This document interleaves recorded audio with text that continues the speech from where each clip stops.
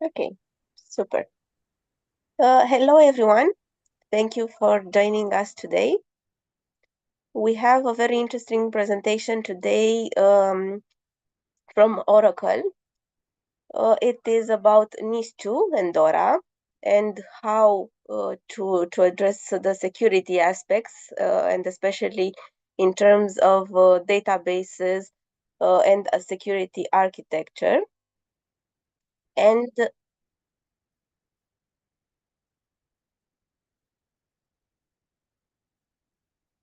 just one moment, I also had the YouTube live. And today we have together with us two colleagues from Oracle.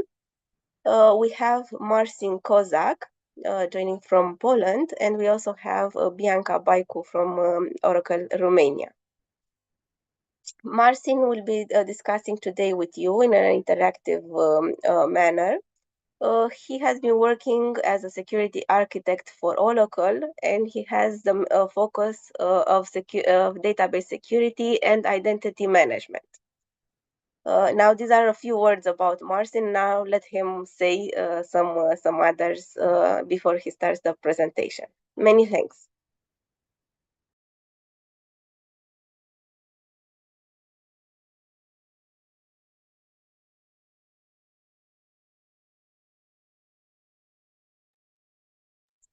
Martin, the floor is yours. Yeah, thank you. Thank you so much. Good afternoon to everyone. Thank you for this invitation. Today, I would like to talk about database security in the context of NIS2 directive and DORA regulation. I'm sure that you've seen recent ENISA Threat Landscape 2024 report. It was published like 3, 4, maybe 4 or 5 weeks ago. In the first picture in the report, you can see incidents that happened last year divided by threat type. And just to remind you, 41% distribution denial of service, 41%. 26% ransomwares, 19% data. Data in the report means data breach, so it's a dedicated attack against confidentiality, or data leak means accidental action like human error or misconfiguration. Today, I would like to show you how to use a business risk approach to mitigate such cyber risks. When we are thinking about security, usually first thing that comes to our minds is CIA, right? Confidentiality, integrity, and availability, I should say, from the business perspective, protection of confidentiality, integrity, availability. And this is how we design systems at Oracle, right? With shifting left. I mean, security, cybersecurity, shifting left. That means that we do not design system and then think how to protect some information, some asset.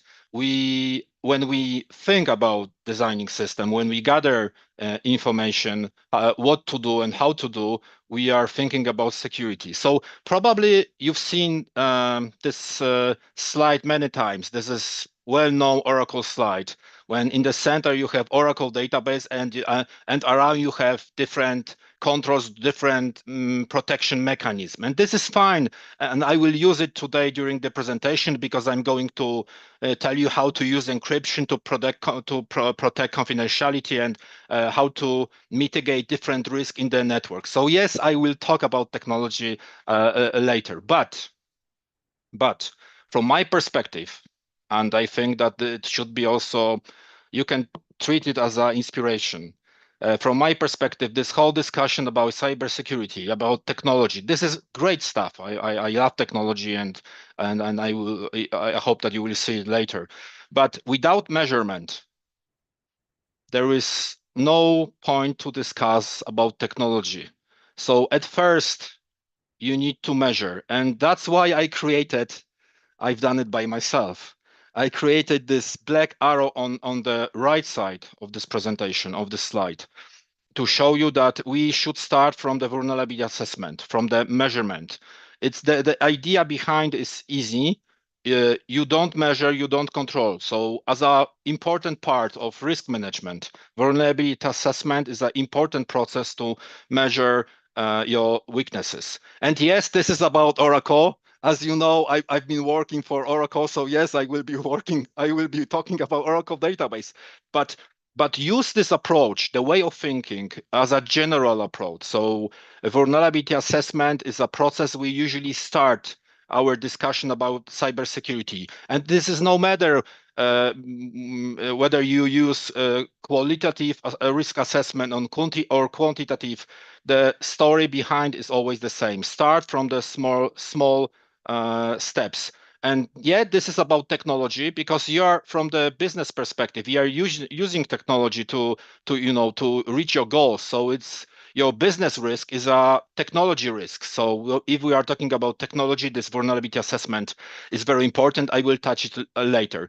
So we call it at Oracle, we call it maximum security architecture. So we at first we are shifting left cybersecurity. So security is not at the end; it's from the beginning, and we design our system in the context of risk management. So this is very important, and I selected scenario one. This is what I'm going to tell you today: vulnerability assessment, encryption to protect confidentiality of the information, and then some aspect from the network because 41% distribution denial of service. So it goes through the network. But it's not the end. I mean, it's just a simplification, obviously. Here we have encryption. I mean, we wanna protect our confidentiality in production database, so we are using encryption. But the same way of thinking is with test and dev environment. You wanna protect your confidentiality, and that's why you may use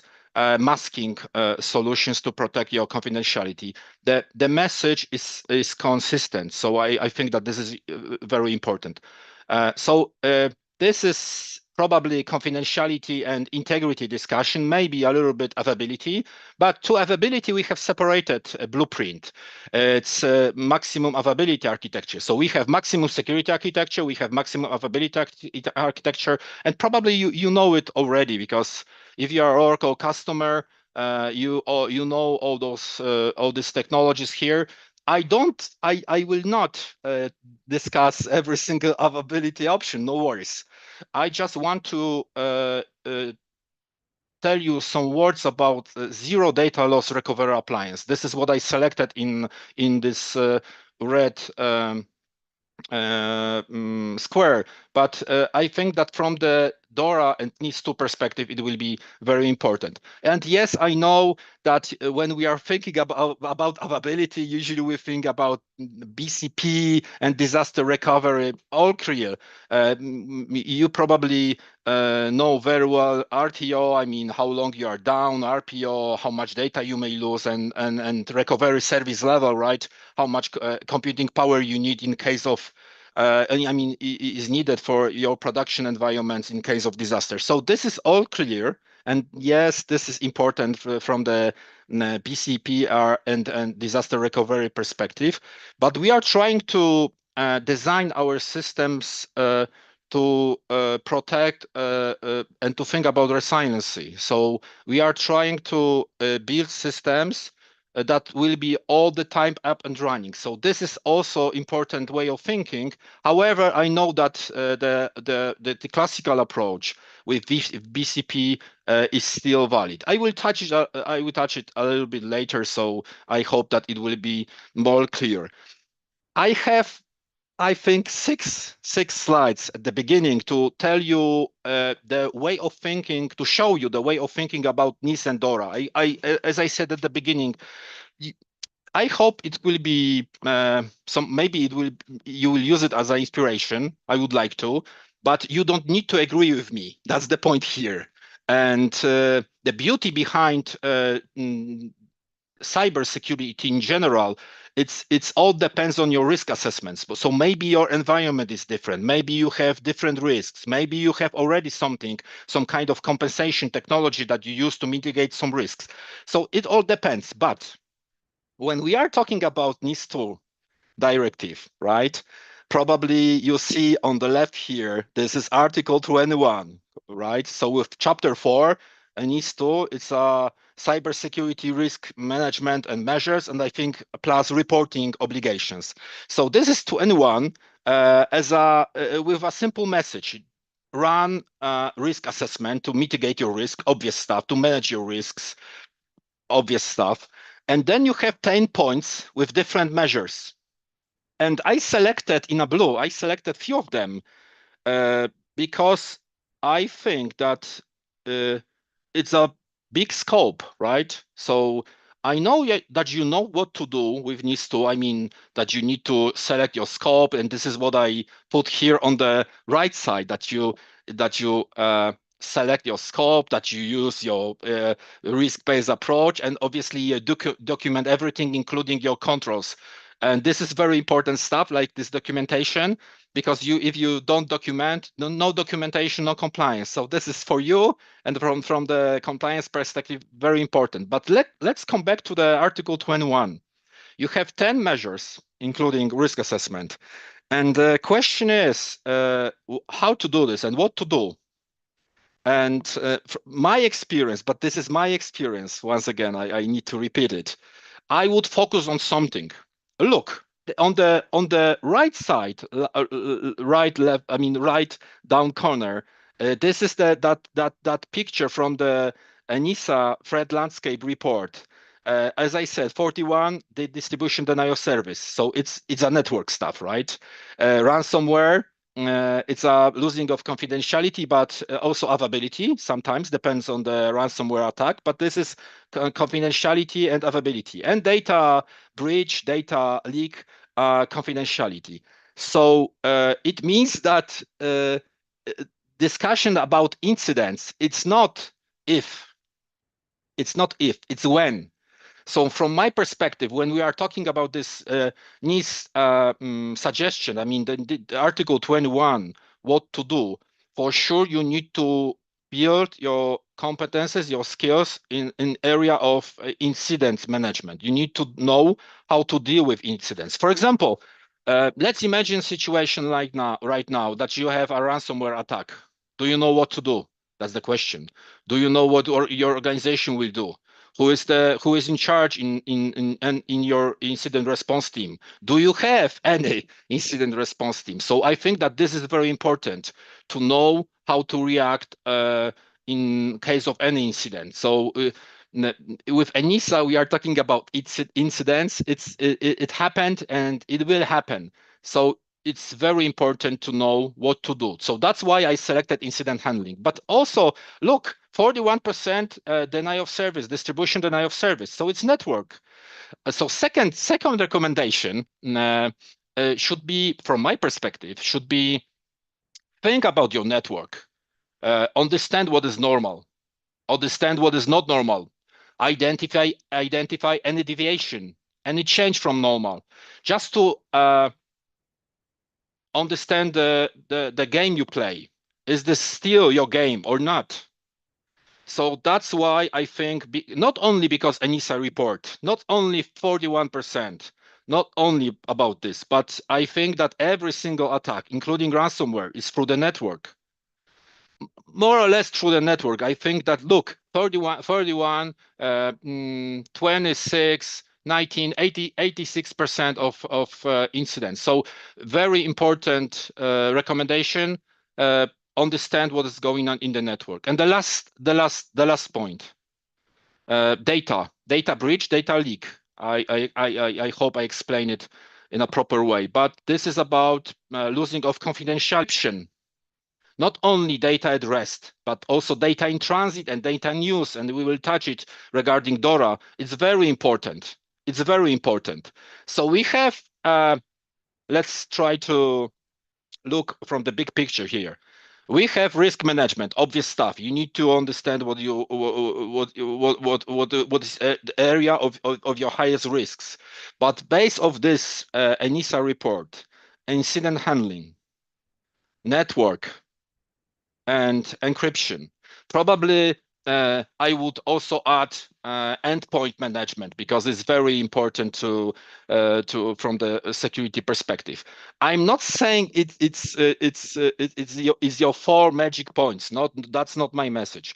But budget is for sure. Budget is not unlimited, and some kind of approach based of measurement, based of risk management is necessary. So I think that that points could be very important to every single customer, to every single customers. Everything obviously be a risk-based approach, but I think that it's worth to concentrate, it's worth to focus on something. Obviously, it's up to you. You don't need to agree with me, but it's up to you. Uh, and the last point here, I mean, the last message here. If you think you need additional competences, you can always create. I mean, you can always develop your competences. You can buy from the market, I mean, from your business partner, and then maybe with time you can develop your competences. It's up to you, because it's your risk management. I am a simple engineer. I am a simple security architect, so I can tell you how to measure something, how to identify weaknesses, and we will see. We will have this discussion about risk management later. So I will explain that a little bit more. But vulnerability by itself is not a problem. It is a problem when something or someone will use it, and you are talking about threat, and the probability of the threat, and the impact to your business is a risk, and you are the risk owner, not me. So but I am suggesting something on at first on ENISA, and I think that this is a strong message. And the end of this presentation, I will show you how to compare this year and last year. And actually, um, there is a change, but not that big, not that big. So it's important to have in mind that we have some kind of threats, and we should to think how to protect against them. And you know what? When I was looking at this is obvious knowledge. When you look at NISA, and NISA has special role in NIS2 right now. But when you look at this, and this is a recommendation for small and medium businesses. So, but look what they are saying. They are saying use encryption. They are saying access vulnerabilities. So it's a important part of risk management. They are saying protect your endpoints, right? Educate employees, obviously, but almost the same message, almost the same message. So that's why I think it's important to treat it as a inspiration. Maybe this is what I said before, to think how to mitigate my risks. And you know, when you have time, when you have time to think about NIS2 and DORA, I think that very important message should be that it's about everyone. I've met a lot of customers this year, and I've heard it's not me, it's not my problem. I saw all those informations. I mean, I saw the information from the internet. Yeah, I saw big companies. They are in trouble right now because of some kind of ransomware attack or something like this. It's not my problem because I am too small. And this is from my perspective, this is a serious problem, because if you use technology to run your business, you're always a target. Right now, especially right now, when everything is automated. I mean, uh, mm, especially right now, you are a potential target. When you have something, and when you have some kind of assets, and this asset is a value on the market, you are always a target. Uh, Always think about information, or let's imagine that the information is your asset, and it has a big value. Let's think what will happen if you lose confidentiality of this information. What will happen to your business, to you? That's the way of how we should think about this. But it's it. the question here also very important is what is the stage of my security? I mean, how do I measure my security? That's why I will tell you about vulnerability assessment. That's why I think that this is very important. And the final word here is that security probably is obvious, right? It's not a state. It's not like I will buy firewall, I will buy antivirus, and I am fine. I will wait. What will happen? It's not like this. It's a process, right? You have something, you need to test it constantly. You need to do some kind of penetration testing and think what kind of vulnerabilities you have. So this is a process. It's not who you are. It's not who you are. It's the process you are engaged in. So I think that this is very important. And at Oracle, we created Oracle Live Lab platform. If you put in the internet, if you type in the internet, Oracle Live Labs, you will see the platform.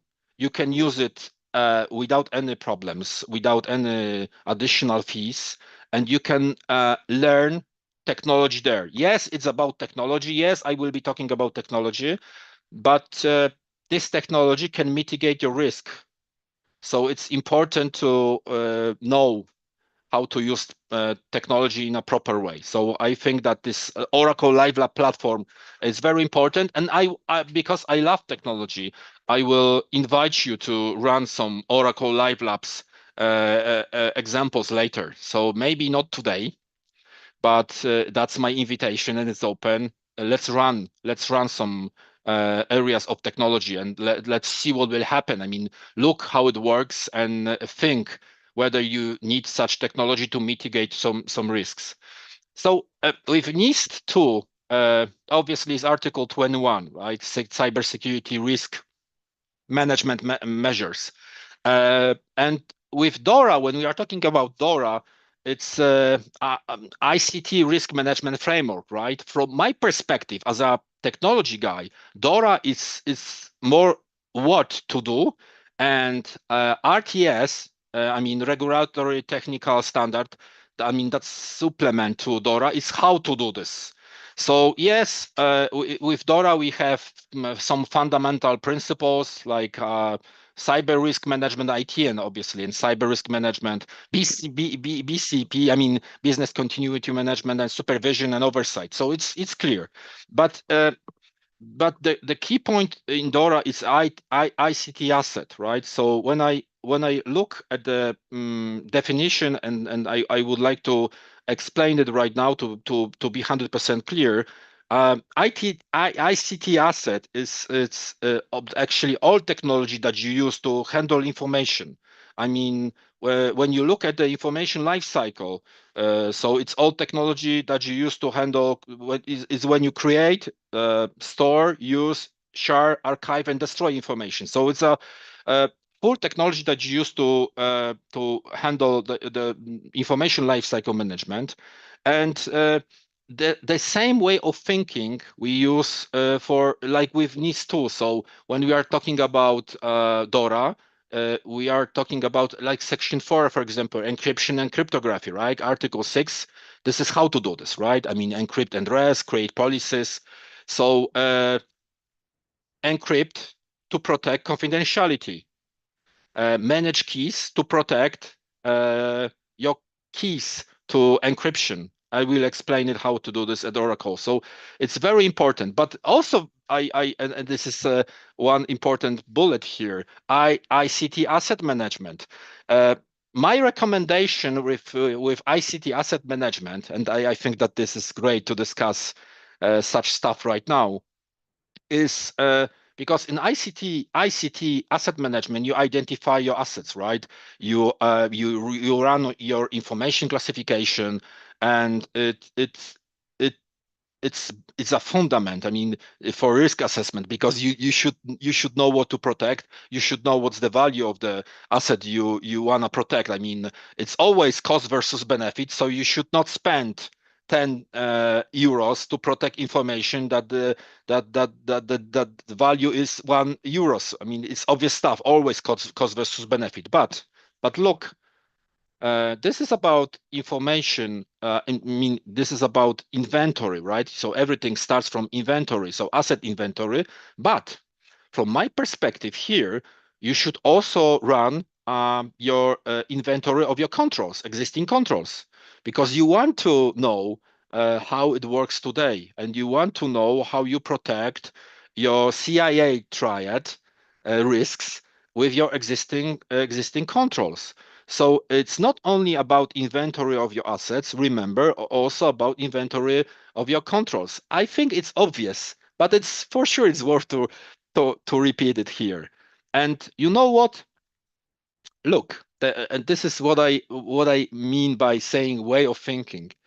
It's always when we are talking about compliance stuff, it's always the question, what's the cost of the incident? I mean, this is usual question. I think that when you see ENISA friend landscape report, that report I mentioned before, you always think, well, what will happen and what will be the cost in my organization? I mean, not only from the money perspective, but maybe also visibility perspective. That's the question. But maybe sometimes you should change that question. Maybe sometimes it's worth to ask, for example, what technology could have an impact in reducing the cost of data breach, in reducing. So, for example, when someone will steal my backup and I encrypted that backup, it will be just, I will lose just a device, maybe 100 euro, that's all. I will not think about the value of the information stored on this device because I protected them in a proper way. I encrypted using advanced encryption standard, and that way I am also happy with Article 21 with NIS2. I mean, the standardization. I mean, 25, right? It's a standardization in cybersecurity. It means that you should use international standards and technical specifications. So, that kind of thinking. Maybe it's worth to think how to mitigate some risk using technology, not only organizational changes by creating on paper some policy, but maybe I will use some kind of technology. And what this technology could have an impact on in reducing. I think that this is a very important question because we always ask ourselves what's the cost of the incidents. I mean, after all we need to pay, but maybe we should ask a different question. So this is very important. Uh, that slide, that the biggest risk is risk assessment, could be tricky. I mean, let me be clear here. I'm not saying that you should not run risk assessment. No, no, no, no. That's not my message. But from my experience, I'm going to share my experience. The lack of visibility in the state of security in our organization is always the biggest risk. I mean, when you don't run vulnerability assessment, it means that you have vulnerability and you don't know what could expose them. So it's a problem, I would say. I mean, it's the biggest risk. When I hear that we don't run risk assessment in a technology because this is not our task, I'm worrying. When I hear that our management did risk assessment with analytical companies, and this is not about technology, I am worrying.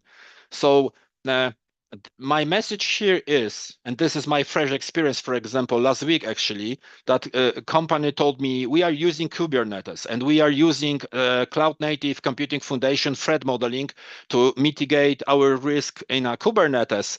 But this is we are using only threat modeling for infrastructure. We are not thinking what is in the container, what is in the pod, and this is that kind of example. So you are using some kind of threat modeling for infrastructure, but you don't think what is inside. So that's why it's worth to think uh, how we process data. Maybe you need data flow diagram to understand what is happening with your data, how it looks like. Data flow diagram is some kind of advanced architecture that you can see how you share your information, or maybe how you possess your information. I mean, the whole architecture with the flow of information. And that way you can see what is happening when what kind of system is used to achieve your business goals. And that's why it's so important to understand. And I know that people here, we are all experienced about cybersecurity, and I can imagine that you use your threat modeling approaches. Maybe use Pasta, maybe ATSAM, maybe older frameworks. I don't think that people still use Red, but maybe different frameworks. And I know that you think, yeah, you define your objectives and your technical scope, and maybe you do when you are doing software development lifecycle, you're doing some kind of application decomposition and then threat analysis and vulnerability assessment. If it works like this, then fantastic. If you use your threat modeling as a input to your risk management, it's fantastic. But sometimes it's not like this. So this is what I'm saying here. And I think that this is separated discussion, by the way. It's not the end. I mean, DORA and NIS2, the main goal, I mean, the most important process is a risk assessment. So it's I think that this is separated discussion about the quality of the risk assessment is needed. I mean, why it doesn't work in general and how to change it, how to fix it.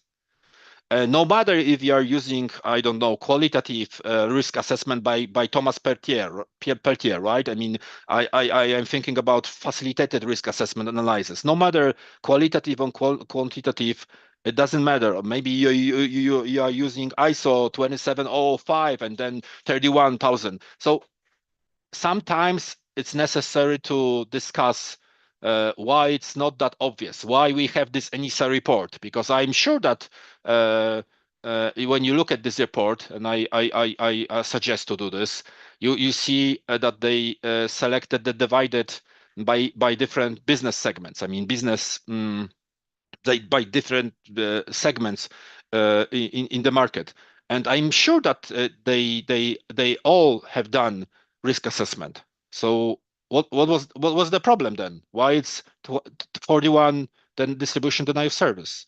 So I think that this is separated topic, but very important, very important. Just saying here, again from my experience, that it's not that clear and not that consistent sometimes, and it's very important to think twice about risk management. But let me concentrate on technology. I don't want to tell you. I will come back to NIS and DORA for sure, but I would like to show you how at Oracle we support you in risk management. Obviously, we don't manage your risks. I mean, I have no idea what's your risk appetite. Maybe you don't want to encrypt because it's your risk appetite, and you understand the consequences. It's not me. It's not me. So discussion about risks is not me, but I can discuss about vulnerabilities. I can show you how to do some kind of threat modeling, that's for sure. And look, we created the Oracle database assessment tool. Again, when you type in the internet Oracle database assessment tool, the first link is the link that you can, by the way, download the tool. It's a one simple tool, and you can run on your database. Yes, it's about Oracle databases, but as I said before, the message here, I mean, the way of thinking should be consistent and it should be about the system. It's not, I can imagine, it's not only about Oracle database, and it actually any database that store sensitive information, but it's more than that. It's about systems. So it's application plus database plus uh, or equipment that you need to run your business. So it's like this. So it's a system here. Yes, I'm talking about Oracle database, but the idea is it's consistent through everything you are doing with your risk. But here again, the Oracle database assessment tool, and what you get.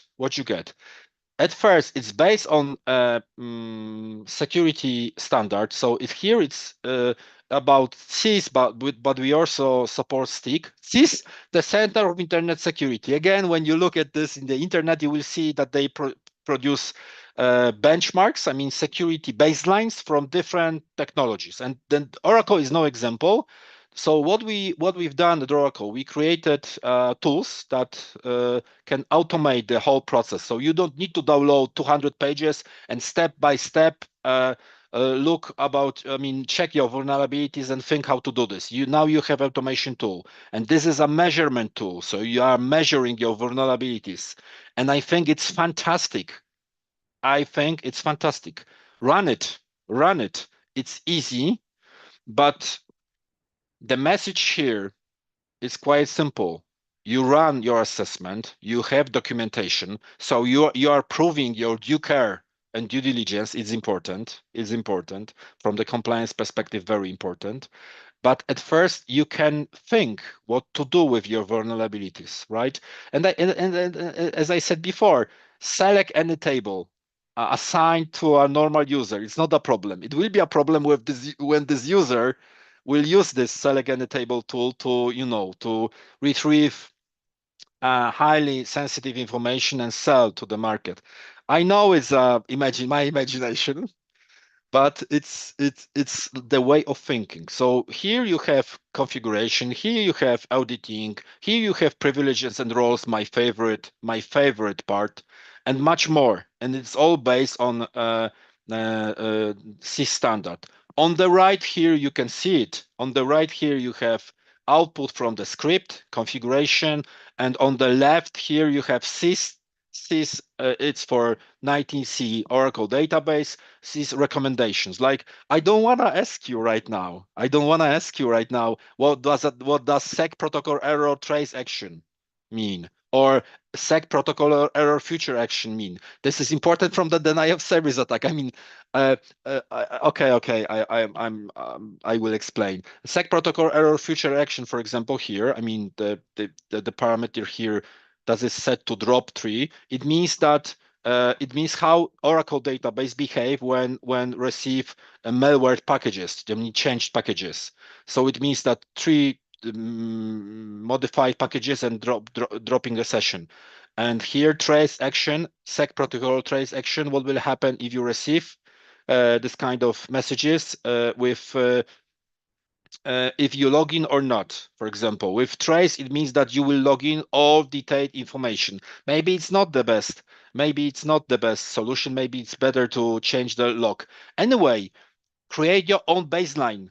Check your existing environment. If you are buying solutions from different companies, for example, you have some business partners and they are developing applications for you, check them and ask them why you are assigning select any table to normal users. Why with admin option? I know it's about details, but they do matter. This is important. And maybe at the first reading and the first time, it's complex stuff, but second, third time, it's a very effective tool. And yeah, the idea behind is to create your own baseline. Create your own baseline. That's my recommendation. In a settings, in a user profiles, privileges and roles, very important. And then auditing. Create your own baseline based on any standard. It could be CIS. If you are doing your business in US, maybe it will be Department of Defense. I mean, STIG. Create your own baseline. Think what is important to you according to your risk management. So that's the way of thinking. And yes, database assessment tool is only for Oracle database. Yes, but the approach is important. And yes, this is only your Oracle database. I told you that it should be for a system, so application, everything you're using. But at least this is great start. And very important start. So this is, look at this, select any table. This is small example from the real audit. I mean, I masked some information here, but look how it works when you are doing such vulnerability assessment, and you are facilitator, for example, for cybersecurity team, you can explain to the business user that Selenium table means access to almost everything in database, everything. And normal user like Taylor, is there a business reason why Taylor has this Selenium table? That's the business question. Why this asterisk is here? I mean, why Scott user has this asterisk? Asterisk here means that with admin option, it means that you granted select in the table with admin option to the Scott. So you have no control on select in the table anymore because Scott can use it without asking you, can grant select in the table to any user. And the last question, so this is all about business actually. I have no idea if you feel it or not, but this is all about business. The why it's D here, why it's direct assignment, who assigned select on the table to this user? What was the business reason? Do you have justification? So this is how it works, and this is very important from the NIST and DORA perspective. Very important, not only to say someone asked me to grant select on the table to a normal user.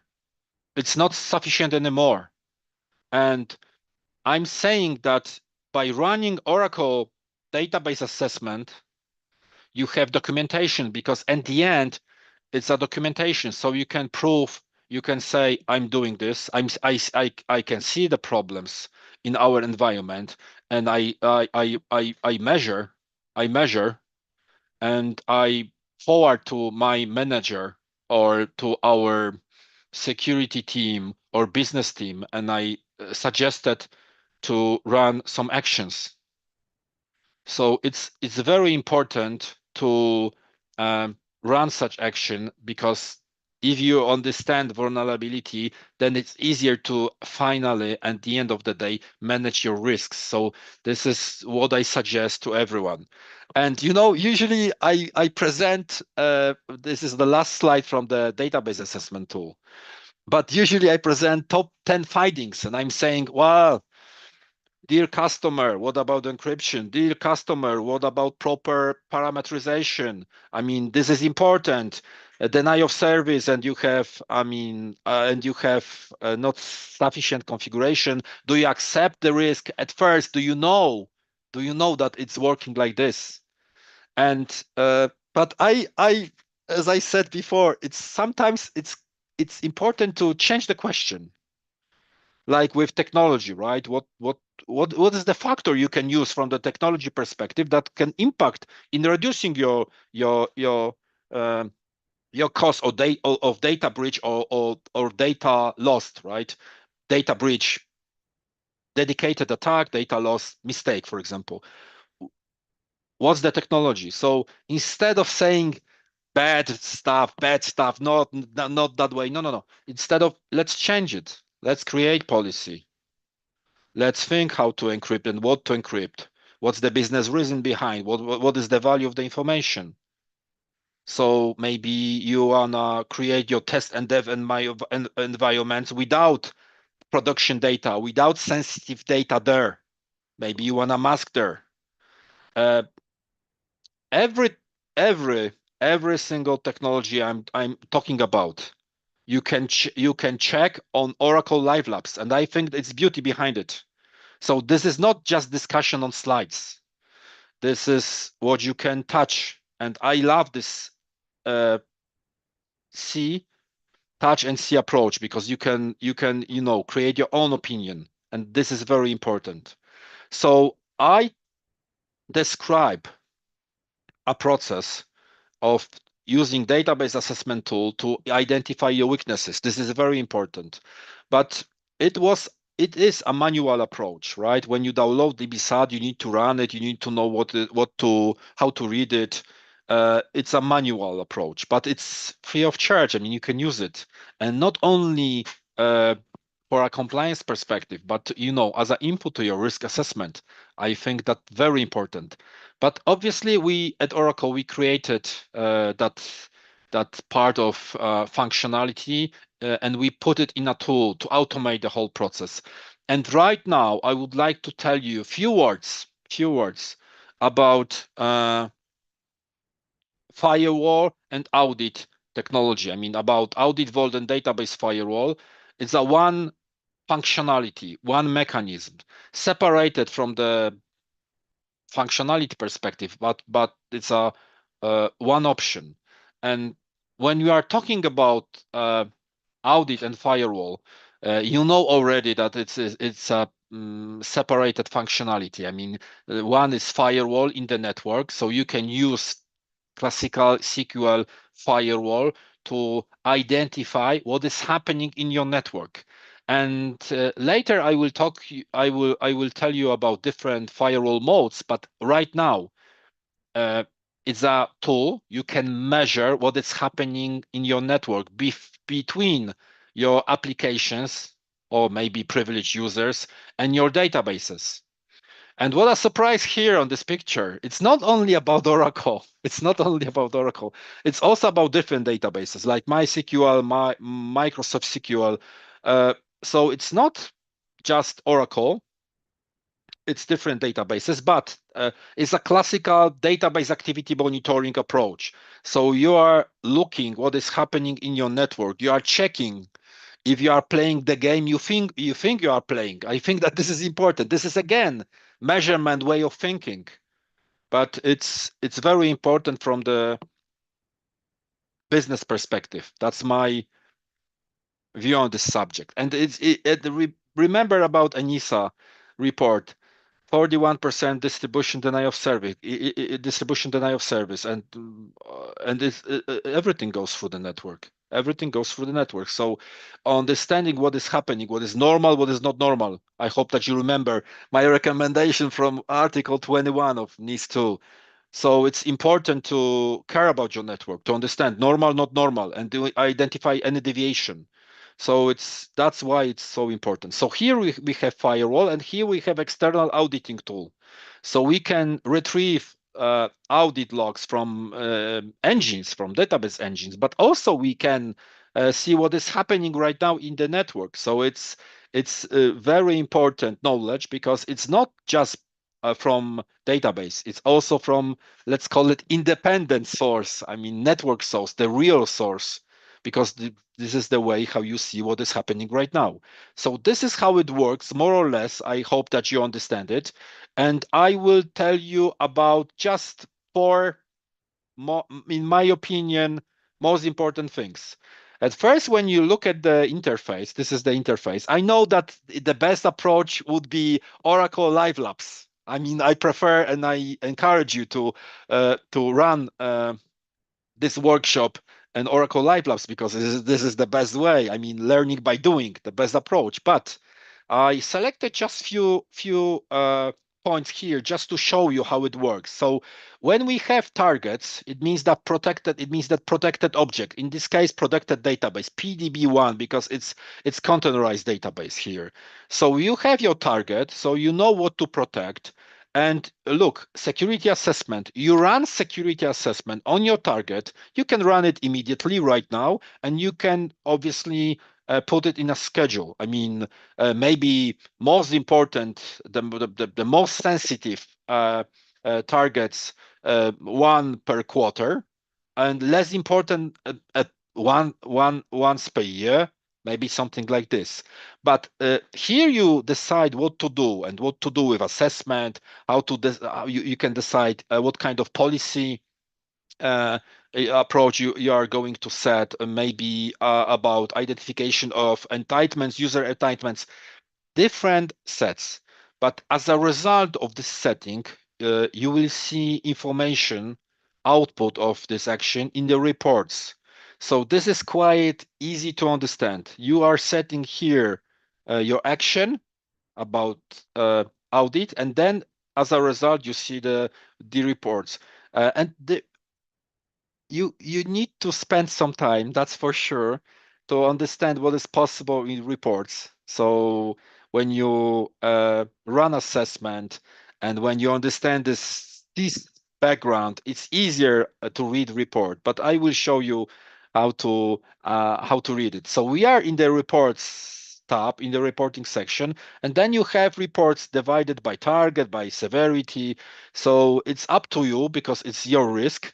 But the beauty behind it is that you see the risk level, for example, and you can see the risk by category, right? Maybe you do care about configuration and privileges and roles, that's all, and you wanna verify what's going on. And you see on the main console some basic informations, that's correct. And then you can drill down in a report. So for example, when I click here with sample schemas, probably I would know, I would understand that two sample schemas I have in my production environment. This is HR, as you all know, and Scott, and that's not the best practice on my production environment. I should uh, minimize modules and functionalities and objects on a production environment. The idea behind it is quite simple. If you don't use it, just remove it, just to minimize the area of the attack. So it's like this. If you have no module in your solution, then this module could not be attacked. So this is how it works, but you can just do much more, because, for example, when you create your perfect configuration, like here is the example, and I will show you this example. And you are sure that this is your perfect baseline. You can set it as a baseline. And I think that this is important, and you cannot do this manually. I mean, you can, but you need to compare by yourself. But here, this is the beauty behind the tool, that you are doing. I mean, you are creating your own perfect, let's call it perfect configuration, and it's your baseline, and you set it as a baseline, and then every single deviation, every single change you will see in the main console. So this is how it works. So let's imagine I just spend my time to understand what is the network configuration, and as you know probably from the previous slides, I look at the sec protocol error feature action. That's okay. That's default configuration. By the way, if you have 11.2.0.4 database version, you need to check it because it's continue. So I know it's old, but it's not always the best set in every single version. If you buy something from any partner that designs something for you, check this configuration. It's very important from the distribution denial of service perspective, but they can change your environment, and you should know this. You should know this. If you buy something or if you test something, just run database assessment and verify what kind of settings you have, and just compare to your baseline.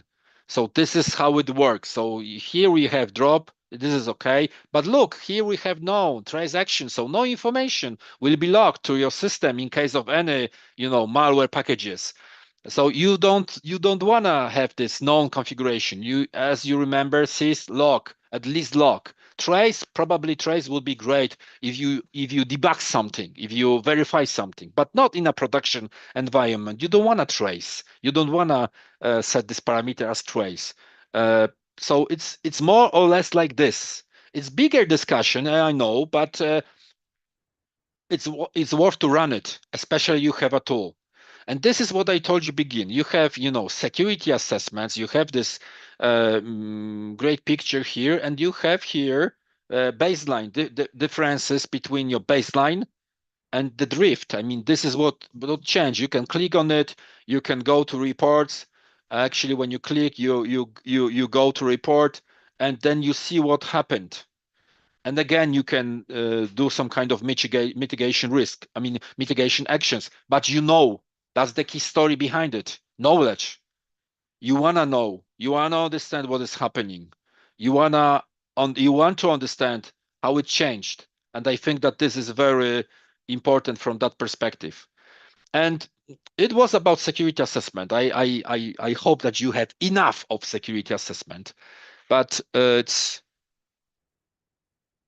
a very important process. The same with additional functionalities. I told you in the beginning I selected 4. So alert is another one. It means that when you gather every log in one system, you can just verify and find what is important to you. And this is how alert policies work. So you need to create your condition.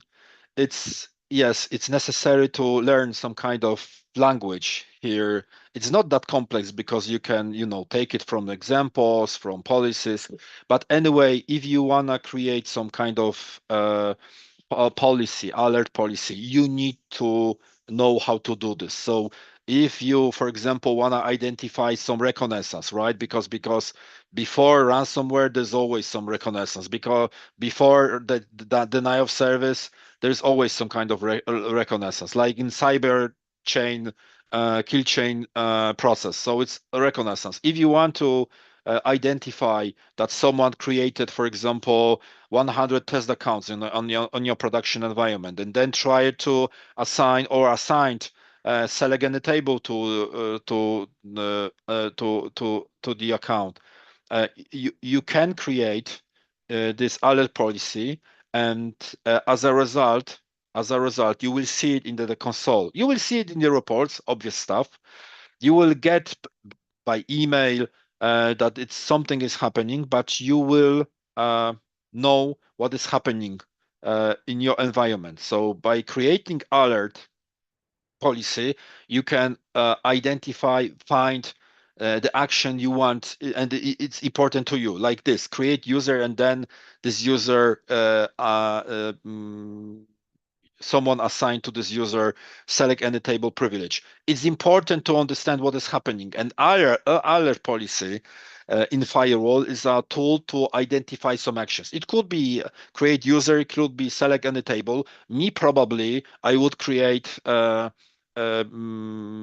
assignment of any privileges. I mean system privileges, because in database, actually in data or any database, you have object privileges that you can control in an easy way. Grant, select on object, so it's easy. But you have system privileges. Just the newest Oracle database version, we have schema privileges. So, but this is new. This is new stuff, right? 23 AI. But with older versions, you have object and system privileges, and you can change something. But when someone has select any table and you have no additional protection, then it means that it's access to everything. And it's okay if it's uh, justification by business. If you have justification by business, it's fine. But if it's part of the attack, you want to understand it. You want to know this. So this is how it works. And the last part from that section, it's audit standardization. The right part, it's an Oracle recommendation. So when you put in the internet Oracle audit best practices, you will understand and you will see Oracle policies, and this is how it works. No magic behind, but maybe, and this is left part, maybe you want to change something. Maybe you want to use sys against sys configuration. This is important also from the NIST perspective. Article 25, again, standardization, right? Technical specifications. We are using sys. We are using sys to run assessment. We are using sys to select audit policies. I think it's important. And then you have all those details that you can, maintain. For example, maybe you don't want to audit actions from some users. It's up to you. But you can run audit standardization. It's not always such obvious stuff. So I think that this is also valid. And then, no surprise, in a report section, you can see result of your actions, and you can review what is important to you. You can concentrate on activities that are important to you, and you or maybe you can generate your own report. So it's up to you. The tool is flexible enough to let you run some kind of uh, identification process you want. And this, it was about auditing, and not complex stuff, but brings huge value from my perspective, because you are starting to understand what is happening in your network. Important. And now a few words about firewall. That part, especially that part, I mean firewall part, I love to work on Oracle Live Labs because there is a lot of stuff here. You can simulate a lot of attacks using, for example, Portswigger tools. And the beauty behind is to see how it works instead of talking about functionality on slide, but to have big picture. I told you just a few minutes ago that in firewall we have two modes, and the one is presented here. I hope it's quite clear. It's a picture from documentation, so it's not magic behind. You can look at the Oracle firewall documentation and to understand what's happening here. But here it's like this. You connect your firewall. You connect your firewall to a mirror or trunk port or on your switch in your segment, network segment, to understand what is happening. In the mirror port, you have the copy of the full communication in your segment, network segment. So firewall will see what is happening. So this is typical. This is usually the first approach, monitoring mode only. So you do not change any SQL statement. No, no, no, no, no. You are looking what is happening. You are gathering the knowledge. You are starting to understand what is normal, what is not normal. Maybe you want to verify if you are still playing in the game you know you are playing. So this is, I love to say about firewalls like this, because I think that this is very important to understand what is happening. And from the firewall perspective, it's the same console. So everything is in the same console: policies, targets, reports. So it's I would say, very simple tool, but the power behind is not that simple. It's complex stuff, because you have alerts, you have audit, and then you have firewall policies. With policies, you can create depending on the approach, but when you use, for example, firewall in a proxy mode, so you put firewall in the network, and your privileged users need to go through the firewall to databases, for example, that it means that you can influence any statement. So you can redact, change. You can change any statement. You can change the where, for example, condition. So in proxy mode, you can enforce some actions. And in that case, for example, you can create policy, and it could be based on, for example, whitelist. Whitelist means trusted communication. So you know what your application or users could do, and you are okay with this, and you let's call it whitelist. And the whitelist is it's a okay communication. You don't want to change anything, but you wanna lock or maybe block some other actions outside of whitelist. It depends on the strategy. Whitelist, blacklist. It's great to touch it on Oracle Live Lab, but it's a great opportunity to control what is happening. And here you have some kind of default out of the box firewall policies, but you usually create your own, because you know what you want to do, you know what you want to achieve, and you know your risk, if it's important or not, it's an area of the highest risk or not. As a result, let's imagine that it works like this. I mean, I think that Oracle Live Labs is the best place to see, but at first probably it's not a surprise to you. At first, you can look at the report, what is happening, what is blocked, what is not blocked. But if you have proxy mode, so when you have monitoring mode, you go to reports and you know verify what's going on. Quite easy to understand. But if you have proxy mode, and if you initiate, for example, like here, union SQL injection, there at the result, as the result, you will see without, here is without policy.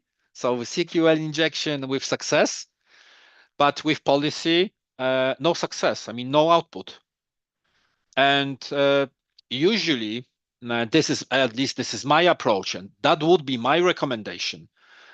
Usually with any SQL firewalls, I use Portswigger. There's a Portswigger Academy, and they have, this is that slide here on the right. I use the academy to simulate some attacks and to see how to write, how to change policy to mitigate some risks. And I think that this is also great, because one of the most important thing is to learn. But this is not only about cybersecurity, because firewall actually could give you knowledge how the application is written.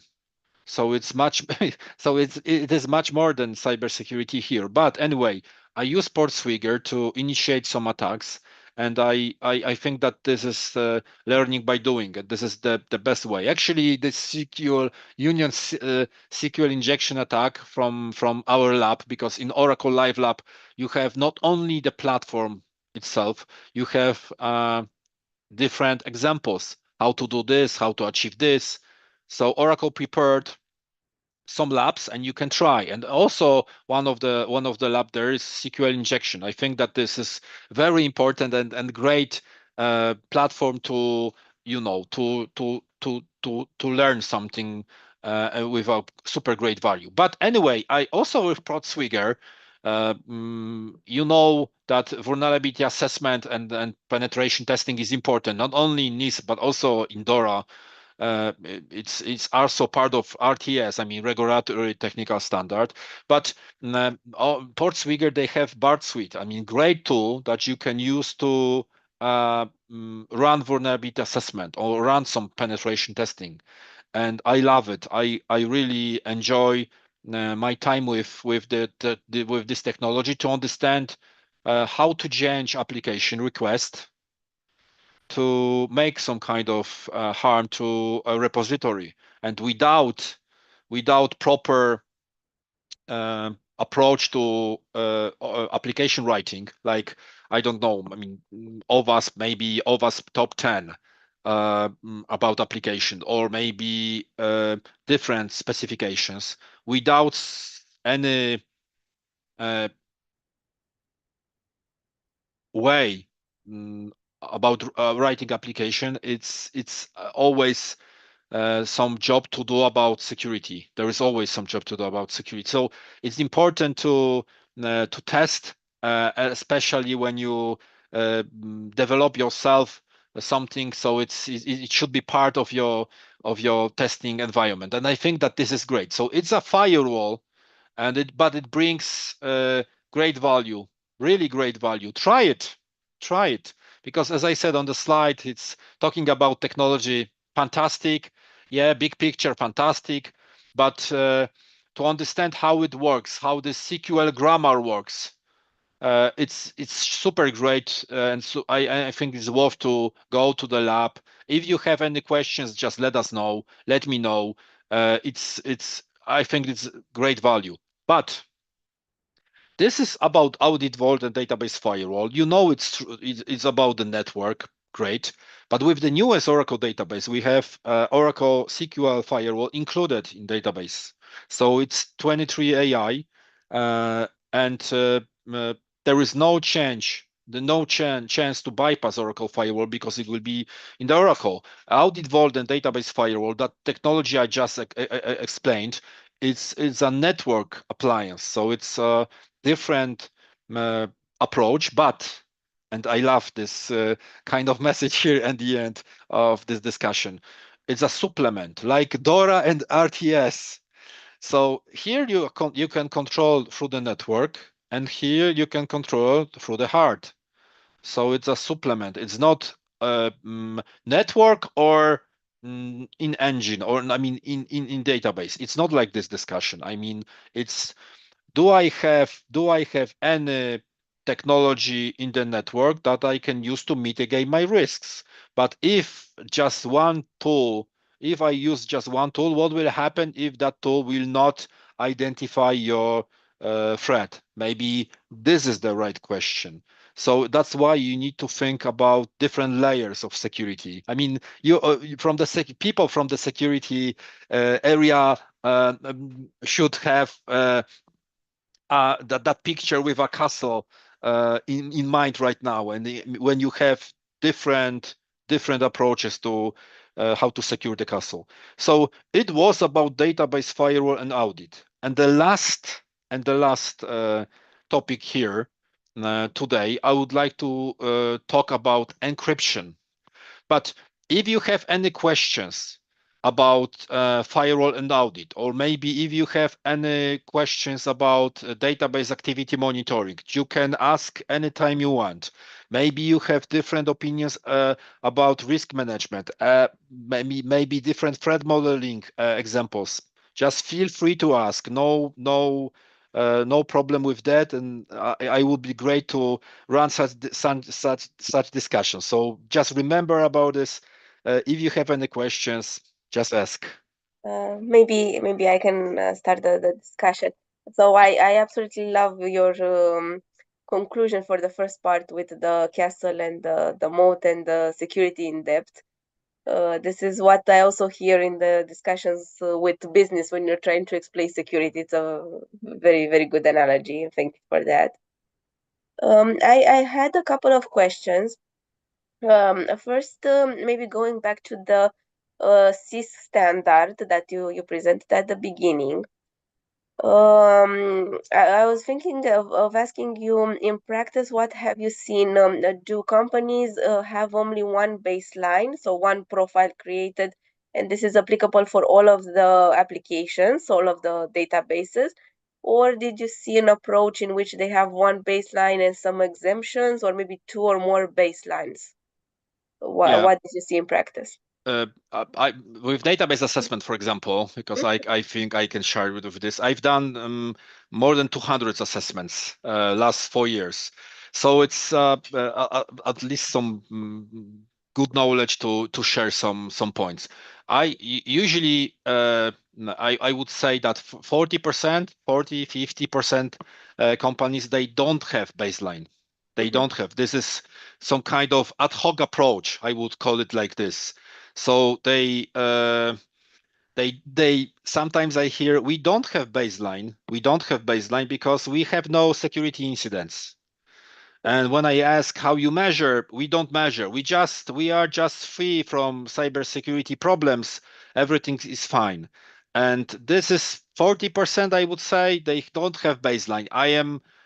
When I explain that this is important, not only because compliance perspective, but because it's easier to do your job. It's when you have if you experience your, I mean, if you will have your incident, what will you do?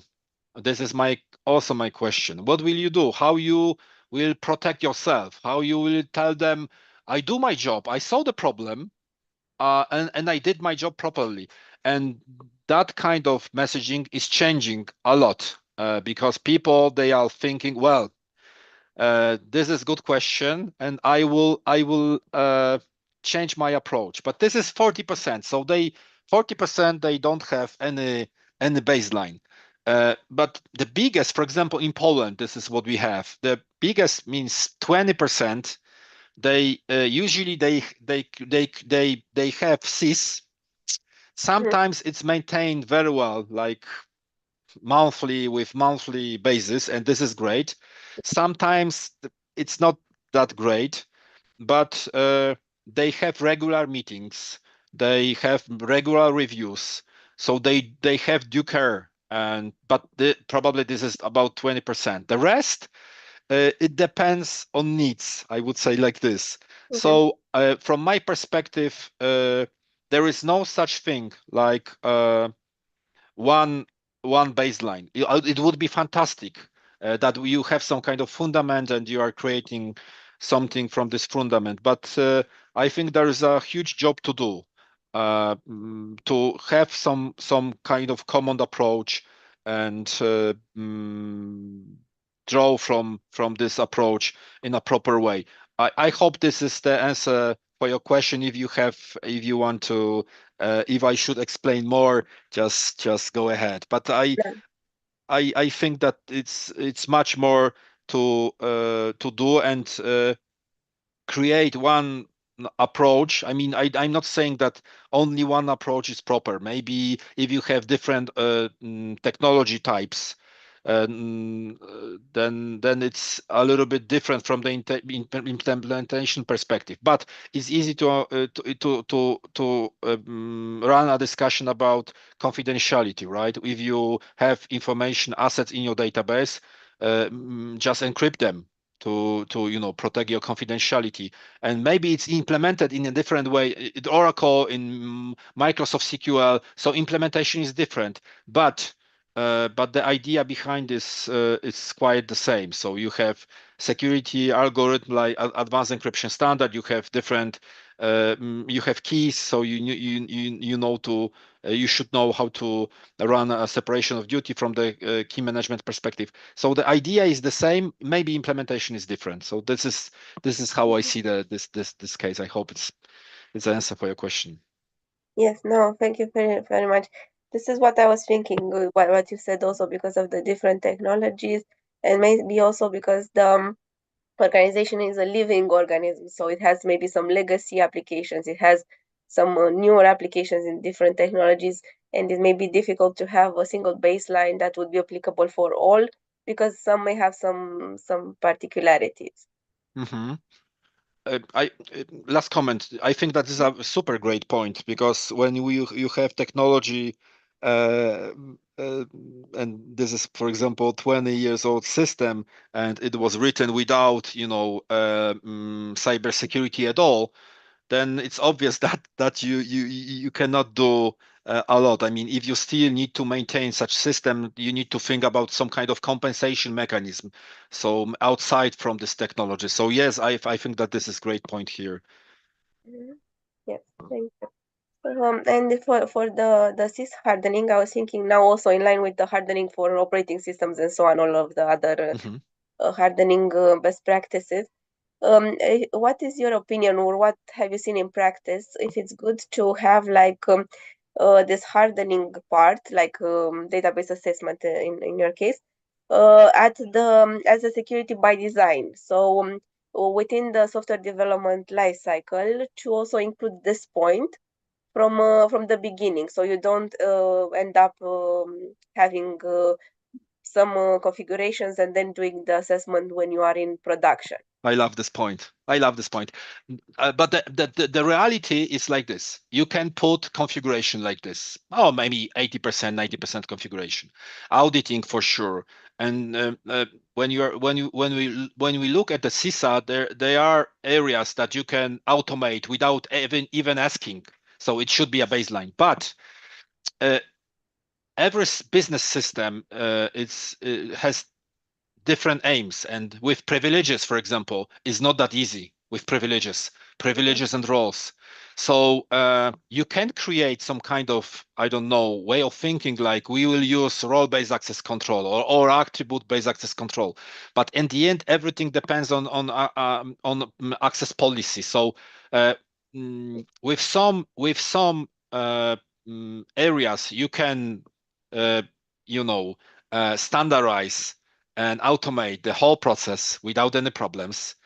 But with some areas, you need to uh, touch this all the time when you develop something. But I think it's quite normal. It's quite normal. Not everything could be automated, and probably not everything should be automated. But with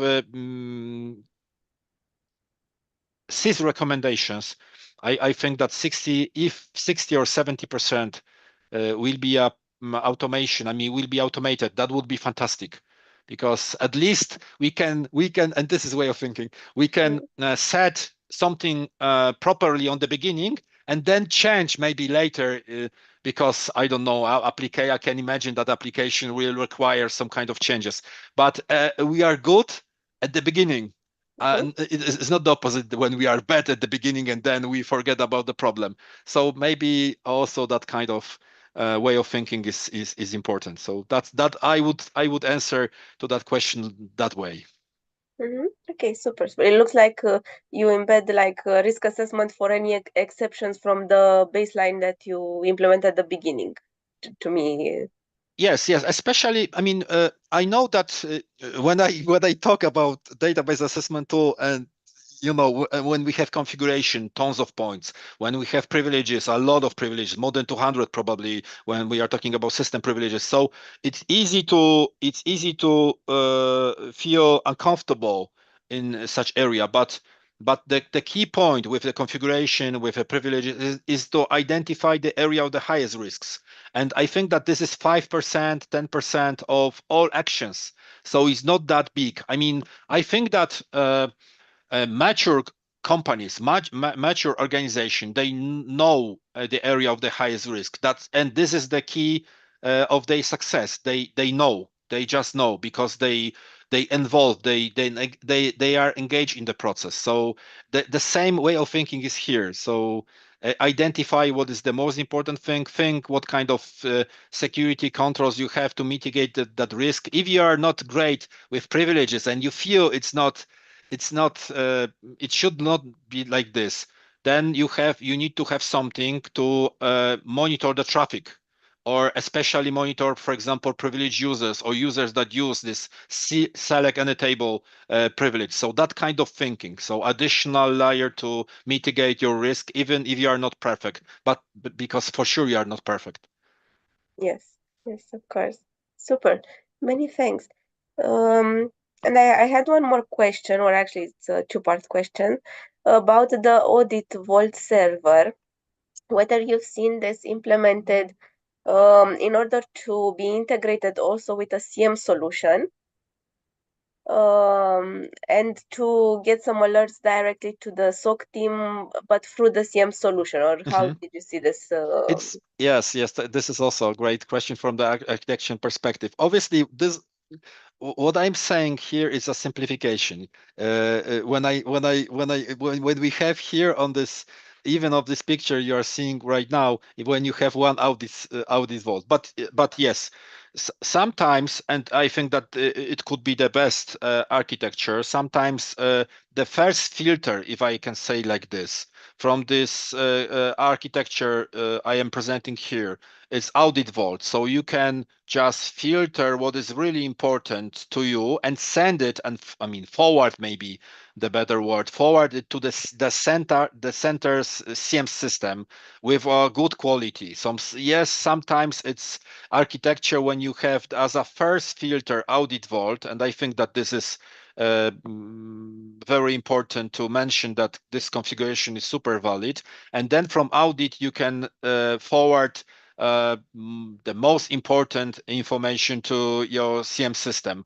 Uh, without this, you sometimes it's garbage in, garbage out in a CM, right? I mean, when you don't have something dedicated to, for example, database auditing, when you don't have, then you can have in your CM a huge garbage. Even if you have great analytical tools there, it's the quality with any, yeah, like with any analytical stuff, if you have not so great input, then output is also not so fantastic. But this is valid architecture when you have audit vault as a first filter and the CM as a central audit tool. So I hope that it's the answer for your question. No, super, super. Many thanks. Yeah, indeed, that was what I was thinking, because out of all of the audit the trails and so on, the security team should figure out the ones that are actually relevant in order to correlate with something else from CM to see a potential security incident. So you first have this part about figuring out what rules and what is relevant before you actually send the data to the CM. This is what I was thinking.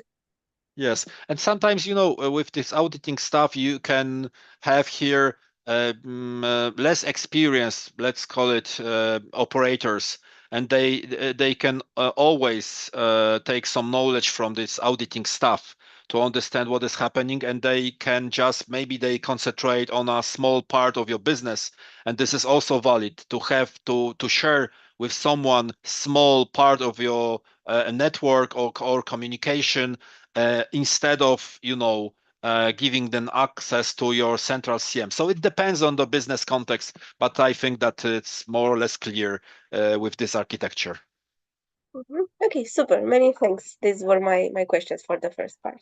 Okay, thank you so much. Actually, right now it's my favorite topic. This is about the encryption, and I know that the different companies they have encryption.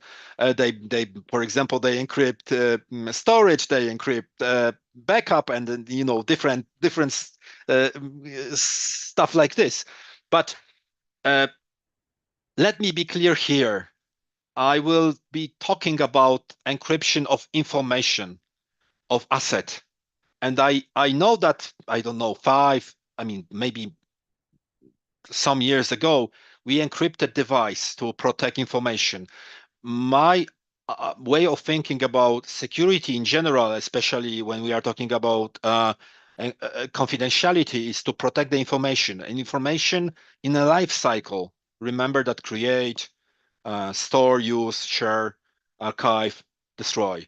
So when we think about Oracle database, we always think in the context of information lifecycle, how the information comes into the system, how it's processed. I mean, information handling. So this is important stuff. And I will be talking about encryption. I will show you how we implemented encryption. But it's important from the DORA perspective, right? Because it's section 4, encryption and cryptography, and article 7, 6, 7 is about key management. And this NISA standardization stuff, this is all important.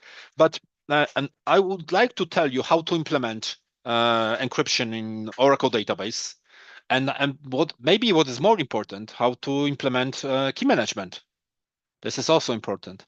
As I told you in the beginning, test and dev environment, if you want to be consistent from the confidentiality perspective, I think, implement in the production encryption, because this is the best way to um, protect confidentiality in production environment using encryption, and then masking for test and dev environment. I think that this is quite consistent approach. But once again, why encrypt data? I mean, this is I know that from many people it's quite easy to understand, but let me be clear.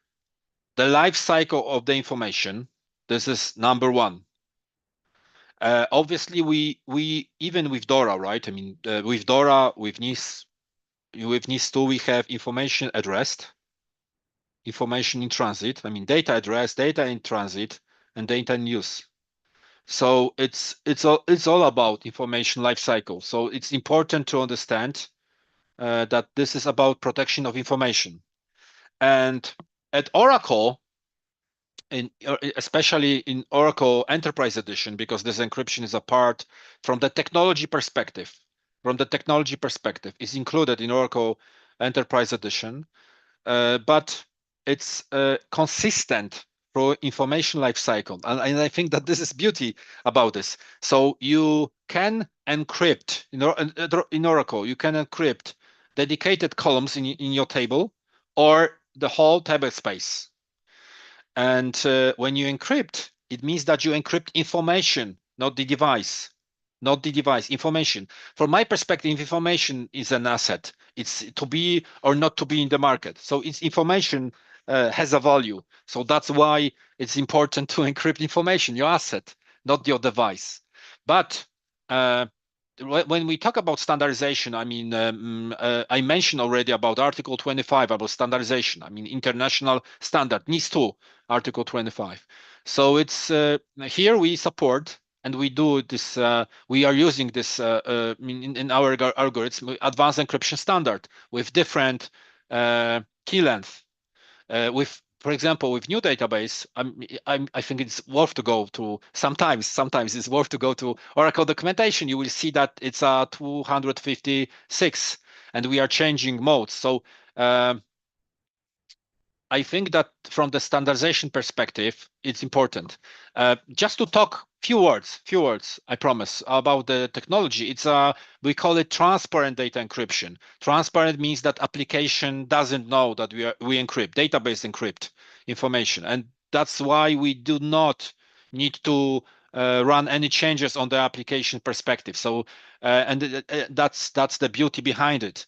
And yeah, there is a point, very low performance. Always people, when we are talking about encryption, there is always discussion about performance. And there are always questions, performance overhead or performance issues. And when you put something in your process, something additional like encryption, there's always a performance drop. But since we have cryptographic frameworks, I mean coprocessor in our infrastructure like Intel or Power, so it means that the cryptography operations, they are done in this chip. So that's first stuff. The second stuff, I always want to measure and I always recommend to measure. It's easy to measure what kind of performance drop you can expect. In our documentation, you will see that this is small or sometimes very small, but for sure you will measure. It's up to you if you are okay with this or not. But from the performance perspective, let me be clear like this here, because it's implemented at Oracle, so it's the fastest as possible. This is not additional application on the database. No. It's inside. This from the performance perspective, this performance discussion is important, but I would say that another discussion is more important and more important right now, key management. Key management, because this is from the organizational perspective very important. And Dora, you have this in section 4. So this key management, I will touch it, and I think that this is more important than performance. We have tons of customers with transparent data encryption enabled, and they are super happy with that kind of technology that mitigate the confidentiality risks. Remember my question before: what technology could have an impact in reducing the cost of data breach? When you look at I think it was Ponemon Institute. I don't remember the name of the analytical company, but they issue a report about cost of data breach, and it was I think that encryption was top 5 factor that could reduce the cost of data breach.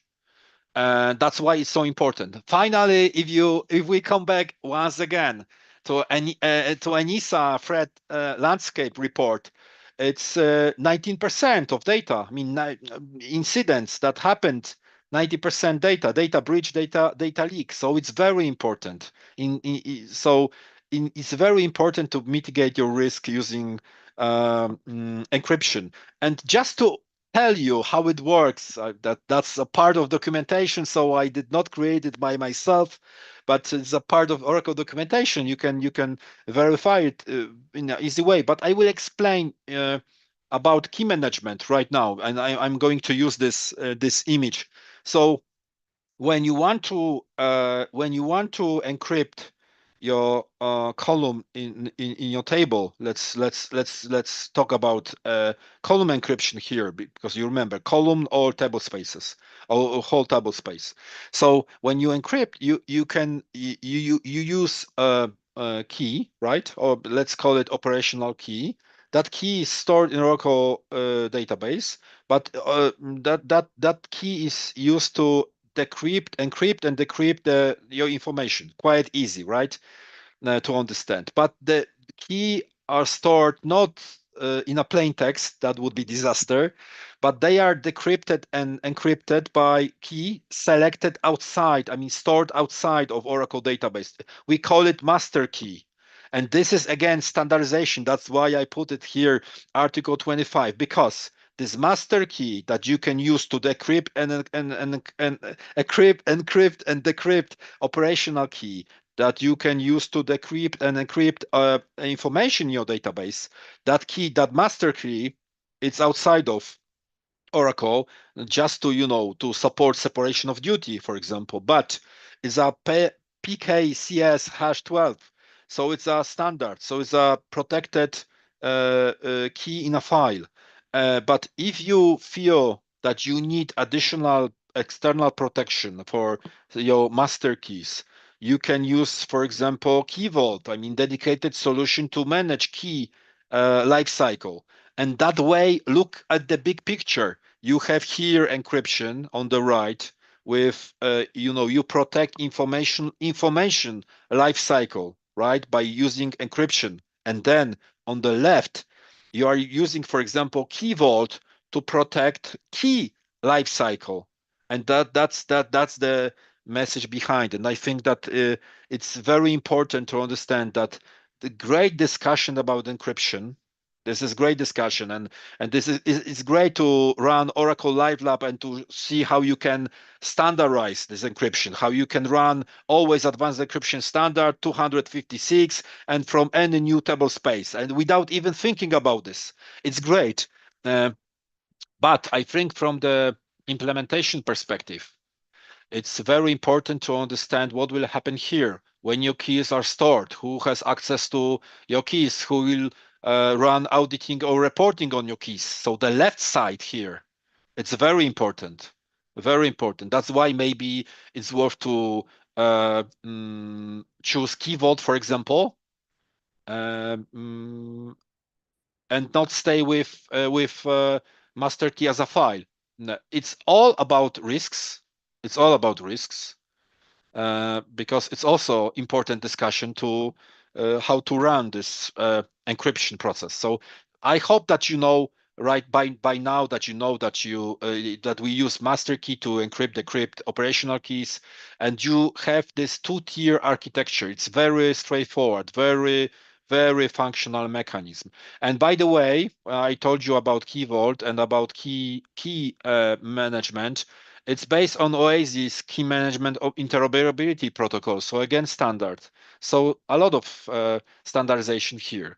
I recommend, and I invite to run encryption in Oracle Live Lab because here you can see the architecture, fantastic, but there is always great to see how it works and how fast you can enable technology to to support your business. I really invite to Oracle Live Lab with me or without me. You can run without me, and you can see what's going on there. It's a fantastic approach. And this is not only text line. So you are not this is not that this is not my message is not like you can from command line you can encrypt something. No. When you use, for example, enterprise manager to manage your database or to do your databases, this is included in a graphical user interface. The security part, transparent data encryption, easy like this, no magic behind. And if you want to manage keys and if you want to verify what you have encrypted, I mean, what kind of objects like table spaces or tables, you can verify it here. You can see everything what you need.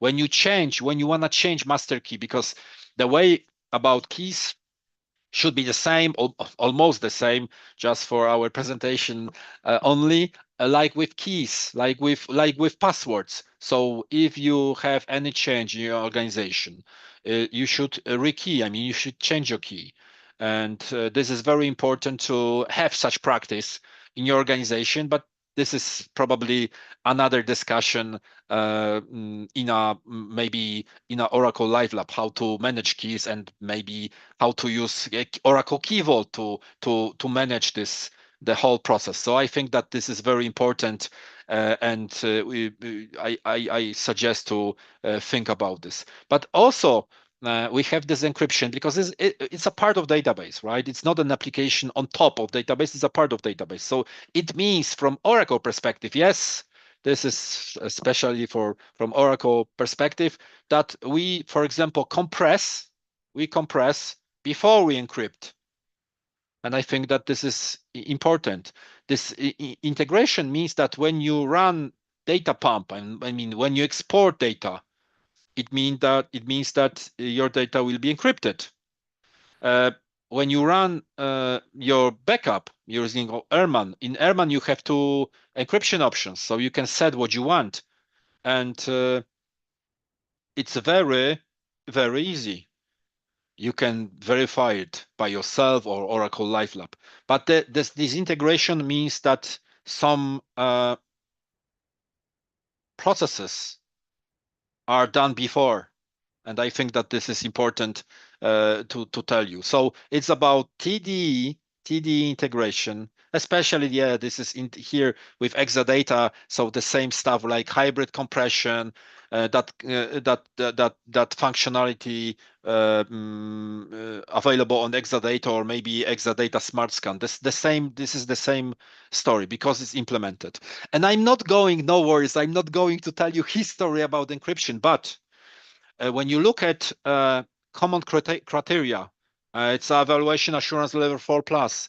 So it's a mechanism that we have more than 20 years. It's not because of NIS2 or DORA, because we understand that there's a demand on the market. No. When you look at the security at Oracle, it's for longer time. It's not last 4 years. So it's a security by design. Everything, and I think that this is great message here. Everything what we do, I mean, doesn't matter. Maybe from scratch, maybe we create some architecture for our customers. It's security by design. This approach is important. It's clear message because some security features, they are part of database. They are part of database, and you need to know how to run them. So you need to learn how to run them. Some features like audit vault and database firewall, they are outside of database. And also you need to have at least basic knowledge how to use them. But it's always cost versus benefit. You need to decide what you want to protect. You need to decide the sensitivity of your information. I mean, the value of the information. Like with DORA section 3, right? ICT assessment management. You need to know this. And then you need to use some kind of technology to mitigate your risks, but it's your decision. It's you are the one who accept or mitigate or transfer or maybe avoid by not doing something. You can avoid your risk. So management, it's on you. But with this Oracle encryption stuff, there is a lot of innovation inside. So you can look at the Oracle Live Labs, you can look at the documentation, and you will see that, and you will understand.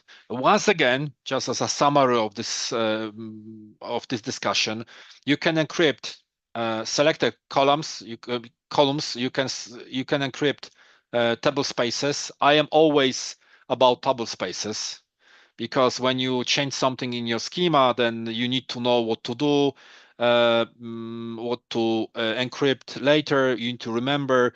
And then there are some differences. I mean, obviously, there's always a pros and cons discussion. I mean, what kind of technology could influence on something. So it's always a technology discussion. It's important to have a technology discussion behind before you select something. I mean, before you select, for example, to encrypt columns. And it's also this discussion is is included in Oracle documentation, but I think that tablespace it's the best way to encrypt your sensitive data. Anyway, this is the easiest part. The technology here is the easiest part, and you can verify it very quickly in Oracle Live Labs. But with the key management, I see a lot of challenges. Sometimes it's not that easy to understand how to use how to run this process, and this is always big discussion. But at Oracle, as you know, we have operational keys that you can use to encrypt and decrypt information, and the master key outside. So these are two-tier encryption key architecture, quite easy to understand. But from the organizational perspective, it's always important to think how to manage your keys. So I hope that it's quite obvious to you. And last final word about key management. We have to as an add-on, I would say like this, but this is separated product actually. We have Oracle Key Vault. It's a separated product to manage your keys, to manage your key management lifecycle. And this is it's not. I don't want to explain a lot about key management here, but I want to just underline one thing. It's based on key management in interoperability protocol, so it's OASIS. It works for many solutions, not only Oracle, but in general, this is KMIP is the magic word behind. So if you have some kind of standard, then you can use Key Vault. But also, I think that it's important to understand one thing, and this is how we design systems. And if you remember, I mean, it was third slide with maximum availability architecture. I told you that we have zero data loss recovery appliance, and I will come back to this subject. And this is that moment. This is that moment. So we have a tool. I mean, actually, I would say a solution. We have a solution to manage your backups, I mean, in an intelligent way. But I don't want to express technology behind how it works. But look, I would like to tell you about consistency here, because when we are talking about encryption in database, we are creating a backup solution. It's based on this encryption technology you use in your Oracle database. So I'm saying when you encrypt your information, your assets, then it's obvious that it's encrypted here, right, on your backup solution. That's no magic behind. But for example, when you need legal hold, when you are in some kind of process, and you need to change your retention policy, then recovery appliance has it as a feature, as a technology feature. As when you are talking about when you are thinking about how to protect against ransomware, then I always say like this: at Oracle, we are not a ransomware. We are not protecting. I mean, we are not designing ransomware against systems. We are data company, so we do not create tools against. I mean, to tell you how to protect against ransomware. But look, we have a backup solution with immutable backup that could be used as a, I mean, method to to mitigate your ransomware risk. Finally, in the report, ENISA, the newest report, they said that ransomwares they see it's a case. First case with ransomware is when someone encrypt your data and saying, give me my ransom, give me 1 million euro, I will give you a key you can return to your business. And this is against availability, obviously. But another type of ransom is when they steal your data. So it's not only about availability, like in the first time, it's about confidentiality. So as I said, we are not ransomware company. We are not doing technology against, but if you encrypt your data with Oracle technology, then and someone will steal your data, then it's useless. it's another discussion. So you are putting the discussion on another level. So it's a lot about details here. No, I don't wanna, talk about such stuff, but it's worth to think about this. Legal hold, it will be important in a case of any incident. Remember, it's not if, it's when. So it's important. Immutable backup, ransomware protection, encrypted backup, maybe obvious, maybe not, but with simple encryption, you can have at least basic security measure against some kind of ransomware attack. So it's important to think like this. And yes, key management is included in our Key Vault. So when you have when you decided to run, for example, encryption, and you are using your Recovera appliance tool, then you can use Key Vault. So it's a quiet. I like this message because there is a lot of points here you can use against some kind of threats, and the message is consistent. So it depends on your business needs, always like this. But I would like to tell you, I would like to say a few words in the end. This is on the left. This is 2 years ago, ENISA, right? On the right, this is this year ENISA report. And look what happened. Look what happened. It seems that, and this is the story behind. It seems that we are learning how to work. I mean, how to find against ransomware, right? Because it was the first 31, now it's 25. It means that we know a lot. We know the type of attack, and we can, run some measures against. But distribution denial of service, 2441, I think is a big room to improvement. It's a network stuff. So it shouldn't be like this. And data, this is fantastic. 20% last, 2 years ago, this year, 19%, almost 20%. And we are still talking about security. Encryption, key management, and the same result. So it means that we are not learning, maybe.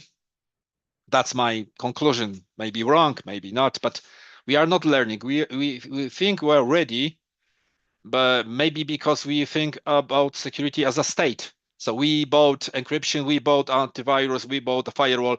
Let's wait what will happen. It doesn't work like this. It doesn't work. We have 0 days. We have different threats against us, and that's why we should be in the process. So just look at it. I will leave you this presentation. So just think about this from your business assessment perspective.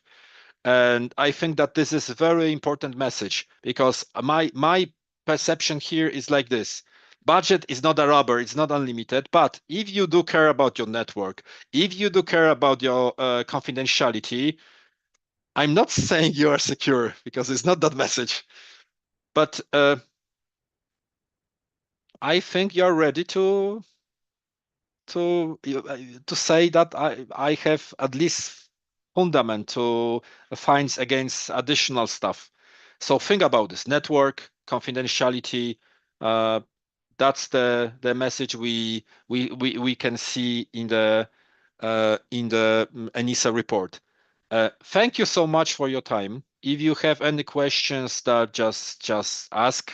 I would like to tell you once again, because I think it's a fantastic message. Use Oracle Live Lab, use Portswigger, such very, very great tools to improve your knowledge. I think that in case of attack, without, for example, vulnerability assessment, in case of attack, you cannot respond. You cannot run any investigation, because you don't know what to do, and you are not able to understand what happened. Just by doing such examples like vulnerability assessment, like penetration testing, you are improving your knowledge. And this is, I think, that behind automation that we will use to mitigate our risk. I think that education is very important. So I am always involved in a education process. If you want, just let me know. Let's do it. Thank you so much. Super, super. Thank you. Thank you for this message with the conclusion. We fully agree. I would have maybe one question if no one else has questions at the moment. I was thinking about what you said first with the keys and with the encryption of the database. How did you see this implemented in the cloud scenario? Did you see some particularities by customers, or do customers focus on implementing this in on-premise now and have not started yet with the cloud? Mhm.